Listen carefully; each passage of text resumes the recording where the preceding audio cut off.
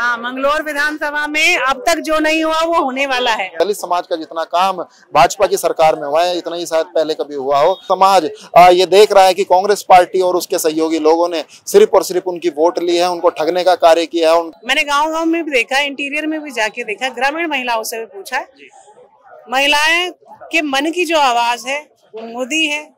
ठीक है, आज आप भी इधर आए थे क्षेत्र में, क्या चल रहा है मंगलौर विधानसभा को लेकर? आपका क्या संदेश रहेगा जनता के लिए?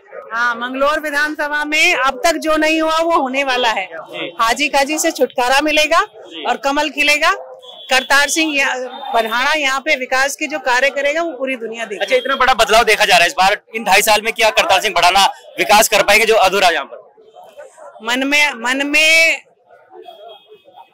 और वचन होना चाहिए जी।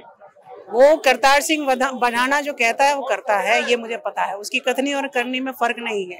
करने वाले को तो 6 महीने भी बहुत, यहाँ तक 2-2.5 साल मिल रहे हैं।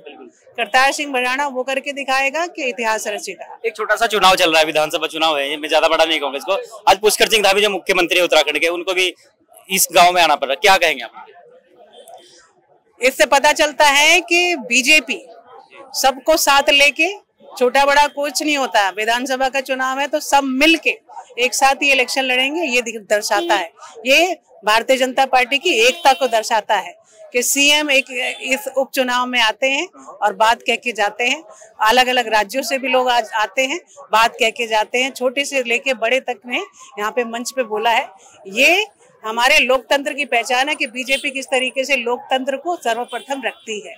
साथी जी, महिला घर का सम्मान करती है, सबसे ज्यादा हाथ में से देखा जाता है, लेकिन वोटर्स की बात हम कर लेते हैं, वोट भी डिसाइड वही करती है कि एक रात में माहौल बदल जाता है हमेशा। महिलाओं के लिए क्या संदेश आप देंगे, खासकर मंगलौर में? देखिए, पूरे भारत में मोदी जी ने जिस तरीके से महिलाओं को अग्रणी भूमिका में रखा है वो महिलाएं अच्छे से समझती हैं। चाहे मुस्लिम महिलाएं हों, चाहे हिंदू महिलाएं हों, चाहे किसी भी जाति संप्रदाय से महिलाएं हों, सबको पता है मोदी ने क्या क्या किया है।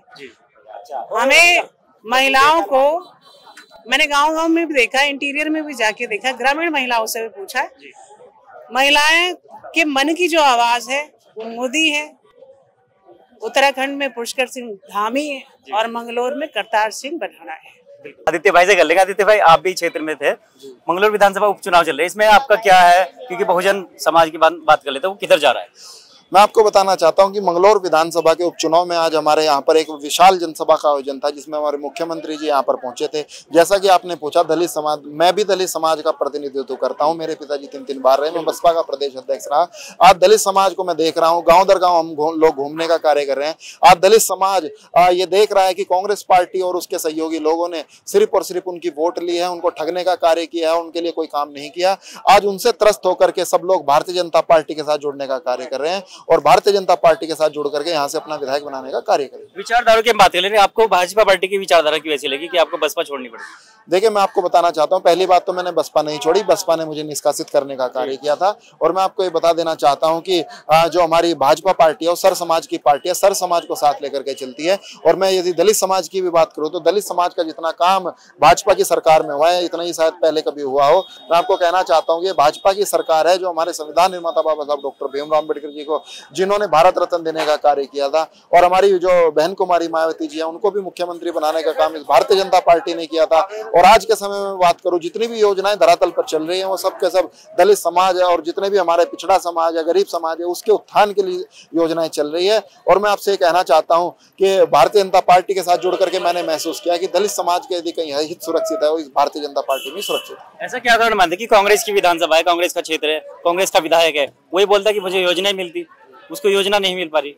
क्या भाजपा विपक्ष पार्टी को कोई योजना नहीं दे पाई? देखिए, सरकार तो यहाँ पर कांग्रेस की भी रही, ये तो काम कराने वाले के ऊपर बात है कि वो कितना काम करवा पाता है। परंतु मैं आपको कहना चाहता हूँ कि इन सब लोगों के पास कोई भी इस तरह की योजनाएं नहीं है। जो भी पूर्व में विधायक यहाँ पर रहे हैं उनके पास ऐसा कोई विजन नहीं था जो यहाँ पर विकास करा सके। उन्होंने सिर्फ और सिर्फ अपना घर भरने का कार्य किया है। जो कांग्रेस पार्टी के प्रत्याशी है उन्होंने तो जो दलित समाज के बच्चों की स्कॉलरशिप आती है, जो गरीब समाज के बच्चों की स्कॉलरशिप आती है, उसको हड़पने का कार्य किया था। और आज दलित समाज के बीच में जब वो जा रहे हैं तो दलित समाज के लोग उनसे पूछने का काम काम कर रहे हैं कि भाई काजू जी आप किस हक से दलित समाज के बीच में आ रहे हैं, इन बच्चों का हक मार करके, इन बच्चों का जो हमारे बच्चों का जो भविष्य है उसके साथ खिलवाड़ करके आप किस हक से आज दलित समाज के बीच में वोट मांगने के लिए आ रहे हैं। आज हम आपको मैं बता देना चाहता हूं आपके माध्यम से, और माननीय काजी जी को भी कह देना चाहता हूं कि दलित समाज आपको वोट नहीं देगा, आपसे बल्कि पूछने का कार्य करेगा कि आप हमारे मान सम्मान की लड़ाई कभी नहीं लड़ते, हम लोगों के मान सम्मान का काम कभी नहीं करते। और मैं आपसे ये कहना चाहता हूं कि बसपा के भी जो प्रत्याशी वो चुनाव में कहीं नहीं है, इसलिए दलित समाज ने सोचा है कि इस बार भारतीय जनता पार्टी के साथ मिलकर के भारतीय जनता पार्टी के प्रत्याशी को जिताने का काम करें।